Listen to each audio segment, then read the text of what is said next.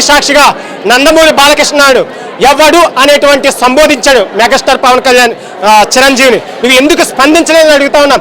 ఆ రోజు మా జగన్మోహన్ రెడ్డి గారు సాధారణంగా ఆహ్వానించి సినిమా ఇండస్ట్రీ అన్ని కూడా సాధారణంగా సినీ ఇండస్ట్రీ అన్ని కూడా సాధారణంగా ఆహ్వానిస్తే ఎంతో మర్యాదగా రాజా అన్ని చేస్తే నువ్వు మా అన్నయ్యని అవమానించావని చెప్పి ఆ రోజు గగ్గోలు పెట్టిన వ్యక్తివి ఈరోజు బాలకృష్ణ ఎందుకు విమర్శించలేదంటే నువ్వు ఖచ్చితంగా చంద్రబాబు అనే వ్యక్తికి ఖచ్చితంగా నువ్వు అమ్ముడిపోయిన విషయాన్ని ఖచ్చితంగా ఈ యొక్క రాష్ట్ర ప్రజలు ఖచ్చితంగా గమనిస్తూ ఉన్నారన్న విషయాన్ని గుర్తుపెట్టుకో. కించపరచలేదా నిజంగా బాలకృష్ణ చిరంజీవి గారిని? ఖచ్చితంగా మీరు రికార్డులు చూసుకున్నట్లయితే ఖచ్చితంగా కించపరిచిన విషయం కనబడుతుంది. అవసరమైతే స్థానికంగా ఉన్నటువంటి స్పీకర్ అయ్యన్న పాత్రుడు ఒకసారి సభాపతి కాబట్టి రికార్డులు తీయమని చూడండి.